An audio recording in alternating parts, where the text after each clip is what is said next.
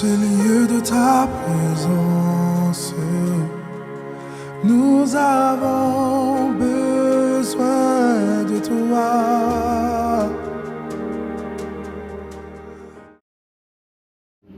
Qui connaît le thème de mes messages ce matin? Vous n'avez pas les réseaux. Dieu détient ce que tu n'as pas. Dieu détient ce que tu n'as pas. Amen. Dieu détient ce que tu n'as pas. Qui n'a pas quelque chose? Qui n'a pas quelque chose? Vous avez tout. Gloire à Dieu. Moi, j'ai pas. Il y a des choses que je n'ai pas. Et ce matin, j'ai envie de te dire que Dieu détient tout ce que tu n'as pas. Tout ce que tu n'as pas est en Dieu. Qu'est-ce que Dieu a que nous n'avons pas? Qu'est-ce que Dieu a que nous n'avons pas? Qui peut me donner un exemple? Qu'est-ce que Dieu a que nous n'avons pas? Baisse encore un peu la musique, s'il te plaît. Qui peut me donner un exemple? Qu'est-ce que Dieu a que l'on n'a pas? La vie éternelle, mais on va la voir grâce à Jésus. Qu'est-ce que Dieu a que nous n'avons pas? Oh, qu'est-ce que Dieu a que j'ai pas et que tu n'as pas? Waouh! Amen! L'omniscience, l'omniprésence, il est tout le temps là, il est partout. Nous, on ne peut pas être partout. Dieu est partout. Et Dieu aussi a la connaissance du futur. Nous, on ne connaît pas le futur. Nous, on connaît un peu le passé. Parce qu'il y a des choses qu'on a oubliées, ou qu'on veut oublier. Hein, c'est vrai. Donc, on connaît un petit peu le passé, on connaît le présent, mais on ne connaît pas le futur. Dieu seul connaît le futur. Dieu seul sait ce qui va se passer demain, dans ta vie. Amen. Donc Dieu détient quelque chose que nous n'avons pas. C'est la vérité ou pas? C'est pour ça que des fois Dieu nous dit, nous révèle des choses, nous faisons comprendre que tu ne dois pas aller là-bas. Tu dois rester là. Ce n'est pas la bonne personne pour toi. Ce n'est pas la bonne direction. Amen. C'est vrai ou pas? Amen. Et vous, pour ceux qui suivent l'étude biblique le mardi, on avait vu le chapitre 27 et on avait vu qu'à un moment donné, l'apôtre Paul était dans un bateau, il partait à Rome. Et là, en fin de compte, il a une révélation. Il dit à tout le monde, il leur dit, il ne faut pas qu'on prenne ce chemin-là. Parce que ce chemin-là, on va connaître des moments très difficiles. Et en fait, personne ne l'a écouté. Pourquoi personne ne l'a écouté? Parce qu'en fait, ils ont préféré écouter le capitaine du bateau. Parce qu'ils avaient confiance au capitaine du bateau. C'est le capitaine. Il connaît son navire. Et ils n'ont pas fait confiance à Paul, qui avait reçu un message du Saint-Esprit en leur disant, il ne faut pas aller par là. Amen. Et on connaît l'histoire, on l'a vu, ils sont partis par là, et finalement, ils ont connu des temps difficiles, ils ont connu le déluge, la tempête, ils ont perdu le navire, mais ils ont gardé la vie. Amen. Donc, des fois, Dieu connaît le futur, et des fois, Dieu nous dit des choses, il nous parle. Amen. Mais pour avoir ce que Dieu détient, qu'est-ce qu'il faut faire? Dieu détient quelque chose qu'on n'a pas. Comment avoir cette chose? Pour avoir ce que Dieu détient que nous n'avons pas, il faut faire une alliance avec Dieu. Quand on parle d'alliance, il faut faire une association. Comment je pourrais dire? Il faut s'associer à Dieu, faire une alliance avec lui. Amen. Vous savez, vous n'allez pas vous associer à une personne qui a ce que vous avez. Quand vous vous associez à une personne, c'est que vous reconnaissez cette personne-là à quelque chose que vous n'avez pas. Sinon, ça ne s'associe pas à lui.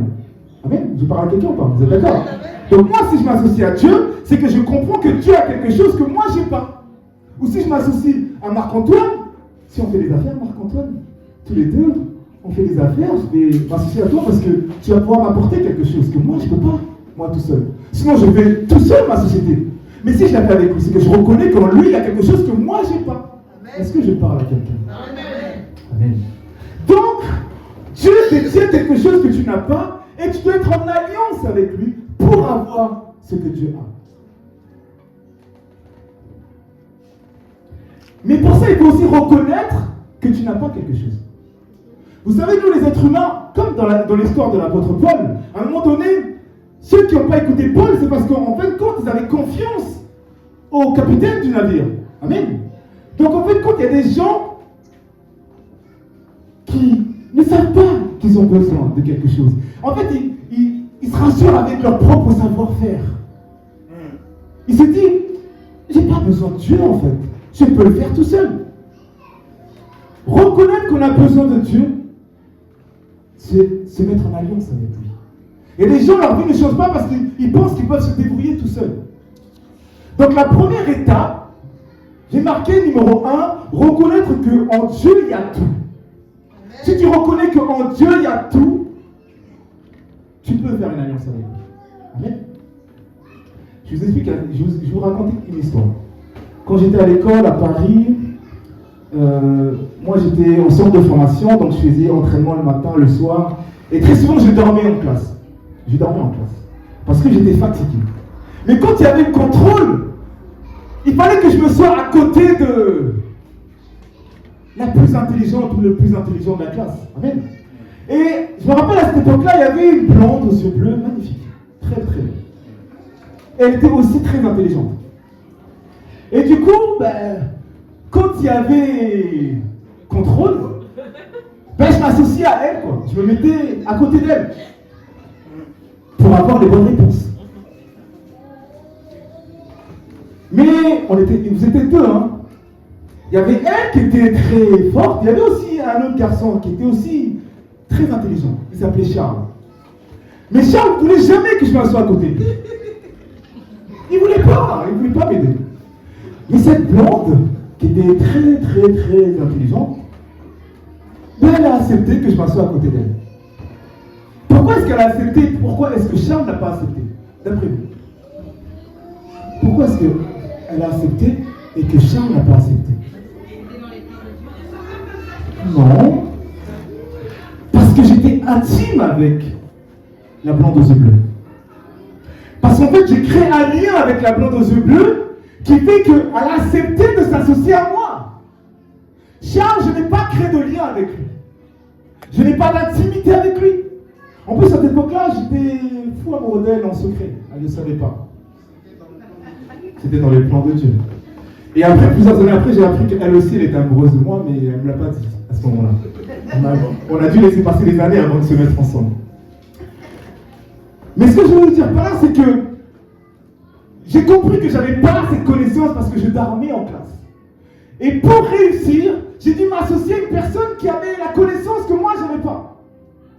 Mais Charles aussi avait cette connaissance. Mais je n'ai pas pu m'associer avec lui. Pourquoi? Parce que je n'étais pas intime avec lui.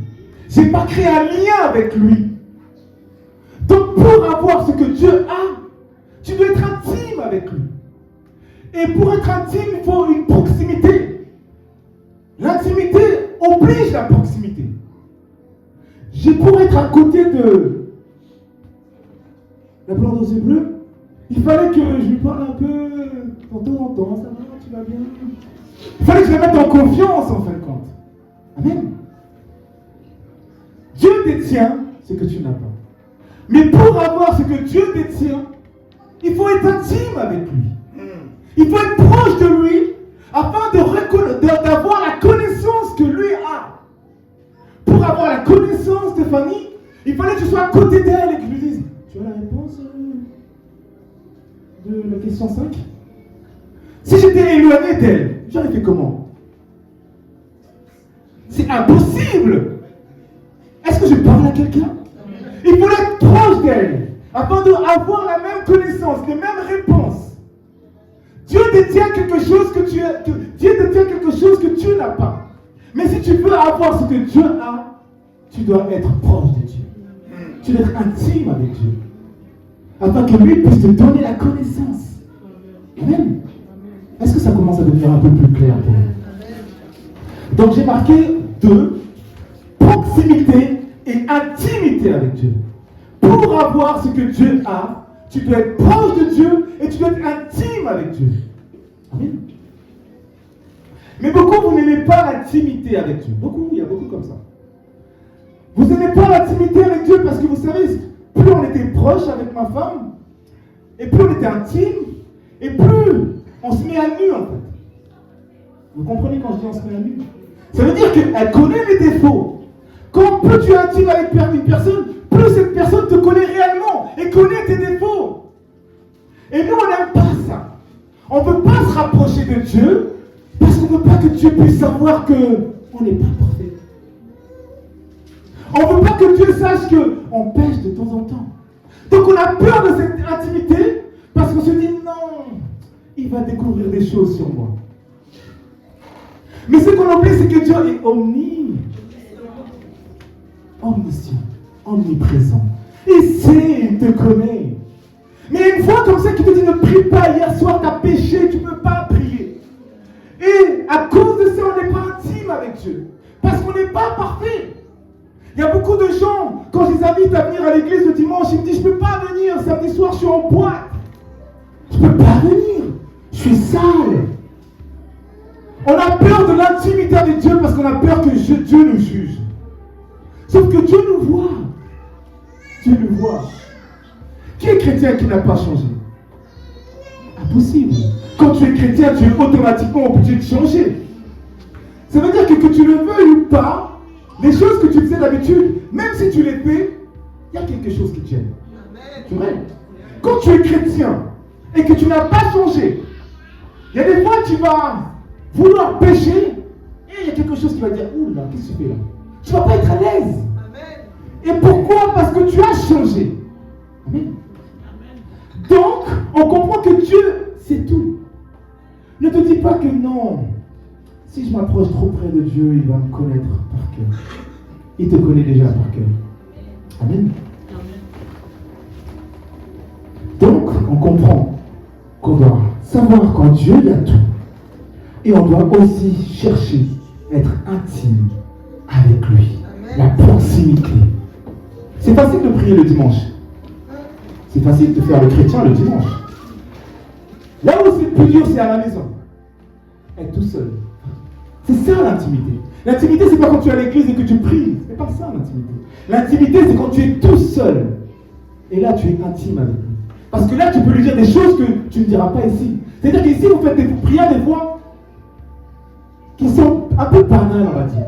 Vous ne rentrez pas véritablement au cœur du problème que vous avez. Parce que vous avez peur qu'on vous entende. C'est vrai.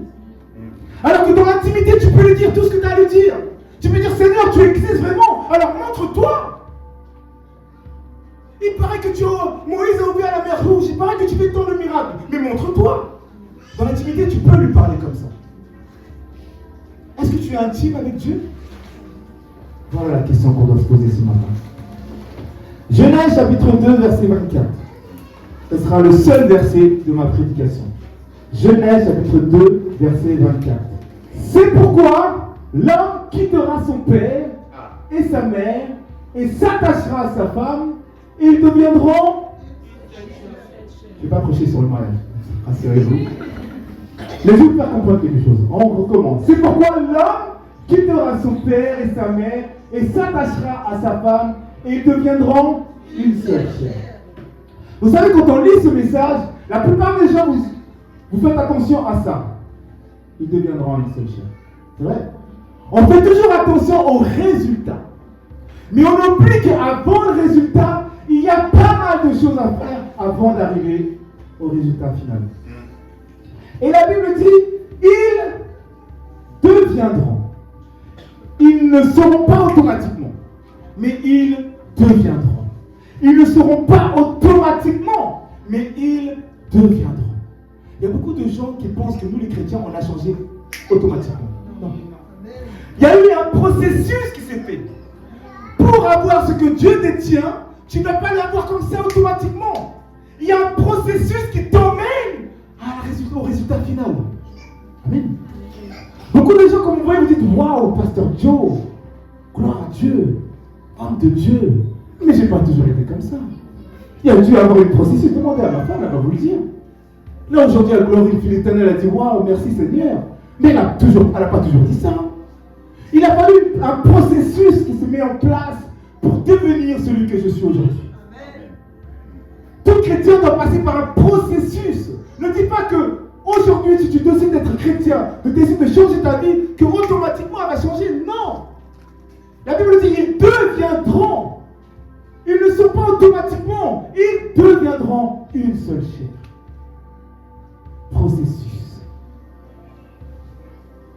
Amen. Donc arrêtez de mentir aux gens en disant oui, j'ai changé automatiquement. C'est pas vrai. Dites-leur la vérité. Dites-leur que vous avez souffert. Dites-leur que vous avez connu des épreuves qui ont fait que vous êtes devenu la personne que vous êtes. Mais vous avez dû souffrir. Vous avez dû mettre des choses à côté pour être la personne que vous êtes aujourd'hui. Amen. Pour être celui que je suis aujourd'hui, j'ai dû passer par plein d'épreuves. Et plus le processus, et plus ça allait, plus j'étais plus proche de Dieu, plus intime avec Dieu. Et plus Dieu me donnait ce que lui, il a. Amen. Gloire à Jésus.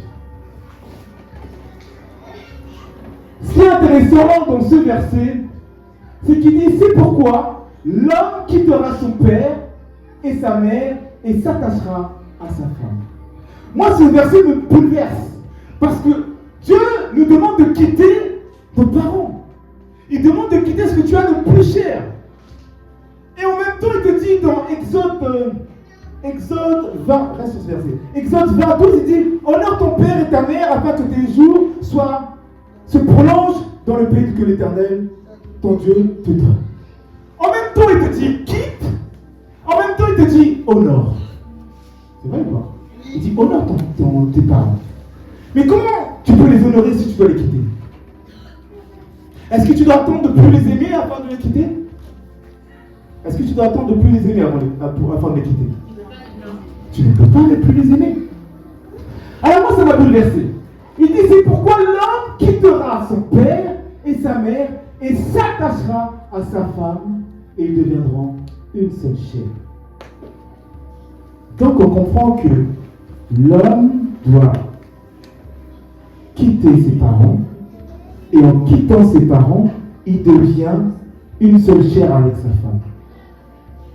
Mais moi, ce qui m'intéresse là-dessus, c'est que l'homme doit quitter ce qu'il a de plus cher afin d'avoir la bénédiction. Amen. Beaucoup de gens, vous n'arrivez pas à quitter ce que vous avez de plus cher. Dieu n'aura pas demandé de quitter quelque chose qui est facile à faire. Il aura demandé de quitter cette mère qu'il a élevée, fait grandir, nourrir, ce père qui était là. Il lui a demandé de quitter quelque chose d'important afin de lui donner une bénédiction. Est-ce que vous commencez à comprendre quelque chose? Ça veut dire que si tu veux détenir ce que Dieu a, tu dois quitter quelque chose. Tu dois abandonner quelque chose. Mais tu ne dois pas abandonner quelque chose que tu n'aimes pas, parce que ce serait trop facile. Tu dois abandonner ce que tu aimes. Amen. Dieu te demande de quitter ce que tu aimes. Pas parce que ce n'est pas bon pour toi, mais parce que ce que tu aimes a pris la place de Dieu. Voilà pourquoi il y a des gens qui ne détiennent pas ce que Dieu a dans leur vie. Parce qu'il y a des choses que vous ne voulez pas quitter. Il y a des chrétiens, pasteurs, qui disent, quand je vais arrêter de travailler, je vais être ce chrétien qui va être bien. Non, je serai vraiment ce chrétien. Ah, quand plus tard, je vais donner ma dîme. Plus tard, je vais faire ci. Ou je vais attendre d'avoir un travail. Ou... C'est vrai. Souvent, on dit ça. Quand Dieu nous appelle maintenant, on dit toujours oui, mais je vais attendre plus tard quand je serai prêt. Ou je fais encore un peu de bêtises et après je me mets en ordre. C'est vrai ou pas? Ouais, je vais encore rester dans ce péché-là et après. Mais Dieu ne te demande pas de laisser quelque chose de facile. Il te demande de quitter ce que tu aimes. Et beaucoup vous attendez de ne plus aimer pour aller vers Dieu. C'est vrai ou pas? On attend, on se dit bon, peut-être que j'aime beaucoup trop l'alcool. Ben, je vais attendre de ne plus aimer l'alcool pour véritablement me tourner vers Dieu. Dieu te demande de quitter ce que tu aimes. Parce que ce que tu aimes a pris la place de qui? De Dieu. Ça veut dire que ce que tu aimes est en train d'idolâtrer. Tu es en train de l'idolâtrer. Et ce qui est bizarre dans ce verset, c'est que c'est quelque chose de bien tes parents. C'est quelque chose d'agréable. C'est quelque chose que nous aimons plus que tout. Mais Dieu nous demande de quitter. Parce qu'en fin de compte, à ce moment-là, il s'était tellement focalisé sur ses parents qu'il a oublié que Dieu était là. Et beaucoup de gens comme ça, vous avez quelque chose qui vous empêche de détenir ce que Dieu a à vous donner. Est-ce que ça devient plus clair pour vous? Amen. Vous avez tous, j'ai quelque chose, vous avez tous quelque chose que vous devez quitter pour pouvoir bénéficier de tout ce que Dieu a vous donné. Et très souvent, c'est compliqué à quitter. Peut-être quitter sa famille, peut-être quitter un travail, peut-être quitter une personne qui, pour vous, est une bonne personne. Mais cette personne-là a pris la place de Dieu. Peut-être quitter un travail, un environnement. Il y a quelque chose qui fait que tu n'as pas les bénédictions de Dieu et que tu ne changes pas. Et cette chose qui est bien, ce matin, le Saint-Esprit m'envoie te dire que tu dois quitter. Tu dois laisser aller. Laisse aller. Parce qu'en laissant aller, alléluia, tu te concentres sur Dieu et Dieu te donne tout ce qu'il a à te donner. Vous savez, j'aime l'histoire de Abraham. Abraham, vous connaissez son histoire. Il a attendu jusqu'à plus de 100 ans avant d'avoir un enfant. Tout le monde se moquait de lui. Ah, tu as dit que ton Dieu allait te donner tant d'enfants, 1 million d'enfants, mais tu es toujours seul. Il se moquait de lui. Vous connaissez l'histoire? Il a enfin eu cet enfant, Isaac. Je ne vous parle pas d'Ismaël. Isaac, celui qui était tant attendu. Waouh! Celui qui est comme lui. Vous savez, des fois, quand les gens voient mon fils Naël, ils disent, mais toi, t'es comme ton père, même gabarit, tu marches comme lui. Et c'était pareil pour Isaac. C'était le petit, le mini Abraham, en fait. Et vous savez ce que Dieu a demandé à Abraham? Il a demandé quoi? Il a demandé quoi?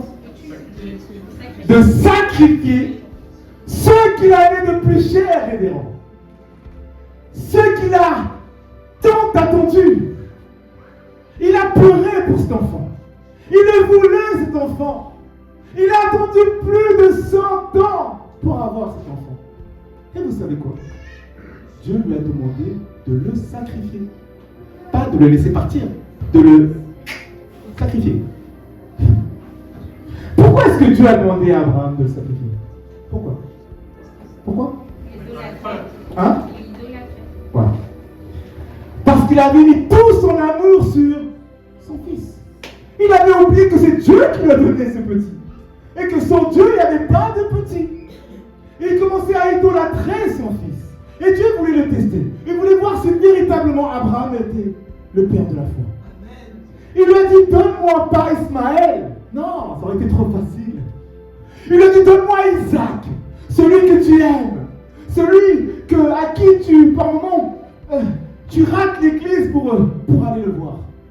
Celui, à un moment donné, tu n'es pas là le réunion, le mardi à l'étude biblique. Tu n'es pas là le vendredi à la prière. Celui qui t'éloigne de Dieu, celui qui t'empêche d'aller à l'église, celui-là, donne-le-moi. Aïe. Et qu'est-ce que nous faisons? Révérend, ce mardi, je ne suis pas là. Révérend, ce vendredi, je ne suis pas là. Révérend, ce dimanche, je ne suis pas là. Dimanche encore, je ne suis pas là. Ben, dimanche après, je ne suis encore pas là. Tu idolâtres qui? Qui est-ce que tu idolâtres? Amen. Qui est-ce que tu idolâtres? Qui prend la place de Dieu? Qui? Regarde-le. C'est plus clair pour toi. Est-ce que tu vois cette personne? Tu vois ce travail? Tu vois cet environnement qui t'empêche de grandir? Est-ce que tu le vois? Est-ce que c'est plus clair pour toi? Abraham a dû sacrifier ce qu'il avait de plus cher. Il a dû quitter afin d'avoir la bénédiction. Et Abraham montait sur la montagne et on peut imaginer Abraham en larmes, voyant son fils qui lui dit, Père, où est la brebis qu'on va donner comme sacrifice? Et Abraham qui entend ça, il devait être en larmes à l'intérieur de lui. Il devait dire, mon fils, c'est toi que je vais sacrifier, tu ne sais pas encore. Il dit à son fils, Dieu va pourvoir, montons dans la montagne. Et pendant qu'il montait, on devait imaginer qu'il était en larmes à l'intérieur de lui. Mais il ne pouvait pas pleurer parce que son fils allait le voir. À l'intérieur de lui, il devait souffrir. Ça devait être compliqué. Il montait. Et puis à un moment donné, il ne pouvait plus mentir à son fils. Son fils avait tout compris. Il a dit à son père, où est la brebis que nous devons sacrifier? Et son père lui dit que c'est toi que je dois sacrifier. Et j'ai bien aimé la réaction du fils qui dit, ainsi soit-il. Ainsi soit-il. Il a dû sacrifier ce qu'il avait de plus cher afin d'avoir la bénédiction de Dieu. Et au moment où il avait le couteau, au moment où il voulait égorger son fils, une voix forte s'écria, ne fais pas de mal à cet enfant. Je vois que tu as un cœur pour moi. Je vois, à ce moment-là, je vois que tu as véritablement foi en moi. Et vous savez ce qui s'est passé? Dieu a béni Abraham de multiplier d'enfants. Nous sommes tous des descendants d'Abraham. Il a plus que béni Abraham parce qu'il a réussi à quitter ce qu'il avait de plus cher afin de recevoir la bénédiction de Dieu. Amen.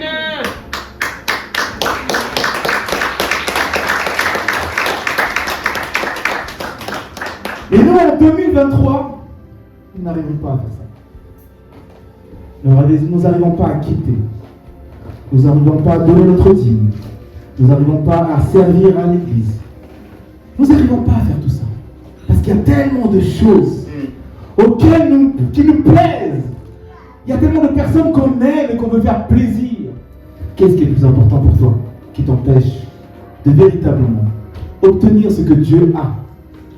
Obtenir la vie éternelle. Dieu dit l'argent et l'or m'appartiennent. Tout lui appartient. C'est-à-dire que si tu quittes pour aller vers lui, tu es gagnant. Tu as gagné. Mais nous ne le voyons pas. On a l'impression qu'on est perdant parce que c'est un instant, un moment précis. Mais c'est un moment de bonheur que tu caches alors que Dieu te propose la vie éternelle. Ma femme, il n'y a pas longtemps, elle a mis un truc sur Instagram où tous les versets qui parlaient de comment la vie éternelle allait être. Elle a été étonnée de voir que waouh, c'est magnifique. Nous allons être dans la paix, dans la joie, ça va être énorme. Et toi, tu caches ça pour un instant de ta vie. Pour un moment, tu peux cacher ta vie éternelle. C'est vrai que c'est dur de dire comme ça, mais je préfère être dur avec vous pour que ça puisse fertile. Parce qu'à un moment donné, dis-toi qu'il y a quelque chose que tu aimes plus que Dieu. Et laisse-moi te dire que Dieu est jaloux.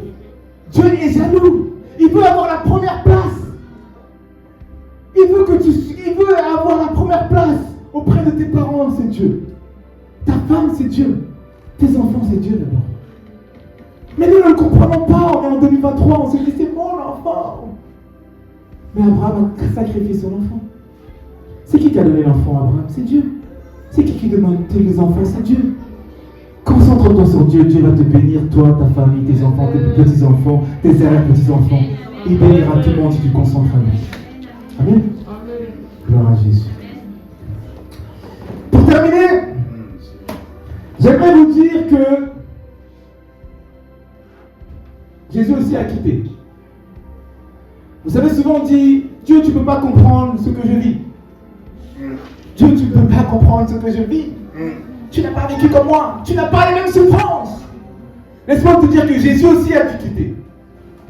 Jésus est l'homme. C'est pourquoi Jésus a quitté son père, a quitté sa mère biologique, afin de s'attacher à toi et de te donner la vie éternelle. Amen. Jésus a dû quitter. Jésus était dans le trône de gloire avec son Père. Il était dans le trône de gloire. Il a dû quitter son Père, qu'il aimait tant, afin de venir sur terre. Et quand il est venu sur terre, il est venu par le pied d'une mère qui s'appelle Marie. Et sur la croix, regardez ce qu'il dit sur la croix. Matthieu 27, 51. Sur la croix, il dit à Marie, Marie, voilà ton fils. Il a dit à Jean, il dit Marie, voilà ton fils. Jean, voilà ta mère. Il a quitté sa mère au moment où il allait mourir. Il a quitté sa mère. Il a quitté son père aussi, puisque, rappelez-vous, quand il était sur la croix, il a dit, Père, pourquoi m'as-tu abandonné? Donc il a quitté son père et il a quitté sa mère biologique afin de s'attacher à toi et de te donner la vie éternelle. Amen. Amen. Il l'a fait. Donc ne dis pas que le Père, Jésus, Dieu, tu ne comprends pas ce que je vis. Dieu, s'il a envoyé Jésus sur terre, c'est pour que Jésus puisse vivre tout ce que nous avons vécu. et que tu n'aies pas d'excuses. Jésus a vécu tout ce que tu as vécu. Le rejet, il a vécu. Il a vécu tout ce que tu as vécu. Afin que tu ne puisses pas dire, Dieu, tu ne comprends pas. Tu dois quitter quelque chose d'important. Il a quitté quelque chose d'important. Dieu, Jésus, a vécu exactement ce que tu vis. Et il a réussi à garder la foi. Alléluia. Alors, qui veut détenir ce que Dieu a? Qui veut avoir ce que Dieu a ce matin? Alors, si tu veux avoir ce que Dieu a, je vais t'encourager à te lever. Je vais appeler le groupe d'adoration et nous allons terminer sur une prière. Et ma prière est que tu puisses regarder cette chose que tu dois quitter, cette personne, cet environnement, ce travail, cette situation, cette chose que tu dois quitter.